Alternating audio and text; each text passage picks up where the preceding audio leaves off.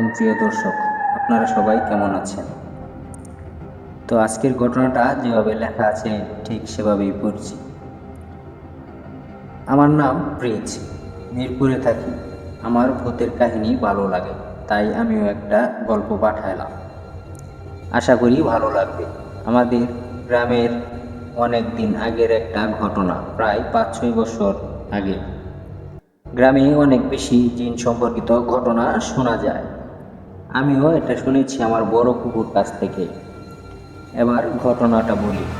আমাদের বাড়ি থেকে 6-7 বাড়ি পরেই ছিল আমাদের পরিচিত আব্দুল লতিফ সাহেবের বাড়ি। তখন উনি ইয়াং বয়সের ছিলেন। উনি প্রায় অনেক রাত করে বাড়ি ফিরতেন। তো এমন একদিন উনি রাতের প্রায় 12টা বাজার পর বাড়ি ফিরছিলেন। গ্রামে তো এক এক দিন এক এক জায়গায় হাট বসে। ওই দিন হাটটা কিছুটা দূরে ছিল, আর সেদিন প্রায় শেষ পর্যন্তই তিনি হাটে ছিলেন। তারপর আবার বন্ধুদের সাথে আড্ডা দিয়ে একা ফিরছিলেন। দেরি হওয়ায় ভাবলেন শর্টকাট রাস্তা দিয়ে যাবে। তো সে পথে একটা বড় বাজার পড়ে। রাতের বেলা ওখানে অদ্ভুত অনেক কিছু হয় বলে সাধারণত কেউ ওই পথ দিয়ে যায় না। উনিও তা জানতেন, তাও ওই দিন ওই পথ ধরেই যাচ্ছিলেন। সেদিন কিছুটা পূর্ণিমা রাত ছিল। তো উনি যখন বাঁশঝাড়ে প্রবেশ করেন, হঠাৎ ঝাড়ের দক্ষিণ দিক থেকে একটা ঠান্ডা হাওয়া এসে তার গায়ে লাগে। তখন আবার শীতকাল ছিল, তা ওনার কাছে কেন জানি কিসের একটা খটকা লাগে। কি মনে করে চারদিকে একবার তাকান, আশেপাশে কাউকে দেখতে পেল না উনি। উনি আবার হাঁটতে থাকেন। কয়েক মিনিট পর হঠাৎ তার বাম পাশের জারের একটু ভেতরের দিকে কয়েকটা বাঁশ খুব জোরে 2-3টা ঝাঁকুনি দিয়ে থেমে যায়। উনি একটু ভয় পেয়ে যান, কিন্তু না থেমে হাঁটতে থাকেন। একটু পরই আবার তার পাশে ওই বাঁশগুলি ঝাঁকুনি দিতে থাকে। এবার একটু বেশি ঝাঁকুনি দেয়। তো উনি সাহস করে জিজ্ঞেস করলেন, কে? কোনো উত্তর নেই। এবার একটু বেশি ভয় পেয়ে হাঁটতে থাকে।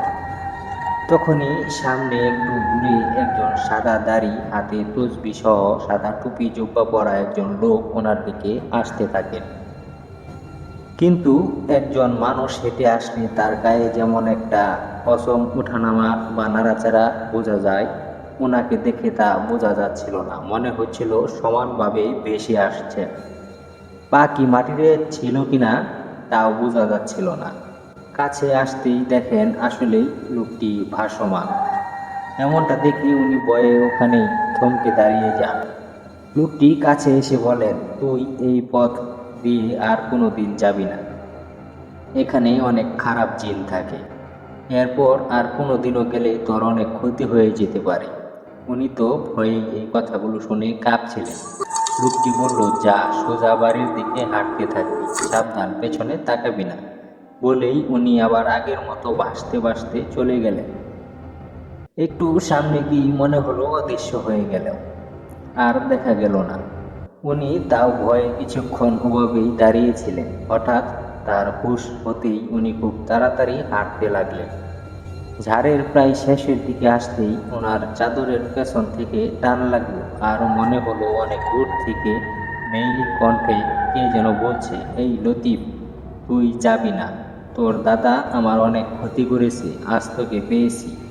ওনার দাদা জিনদের ব্যাপারে অনেক কিছু করতেন, ওনার জিন ছাত্রও ছিল।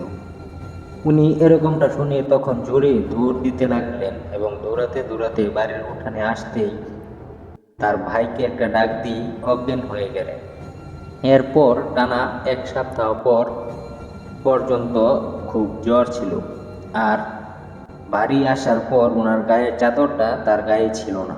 পরদিন ওই ঝাড়ে গিয়ে খুঁজতেই দেখা গেল চাদরটা একটা বাঁশের মাথায় ঝুলতেছে। কোনো মানুষের পক্ষে ওইখানে উঠে চাদর ঝোলানো অসম্ভব।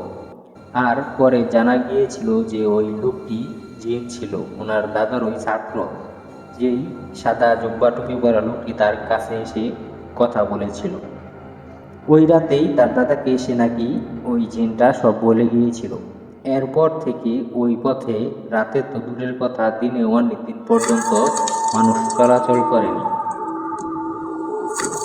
প্রিয় দর্শক, আজকের